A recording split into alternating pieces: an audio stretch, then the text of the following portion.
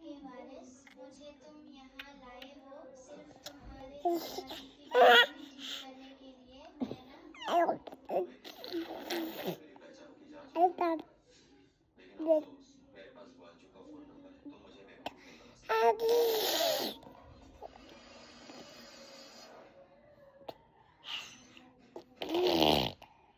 मैं तुम्हें बता चुका हूँ मैं मास्टर हूँ।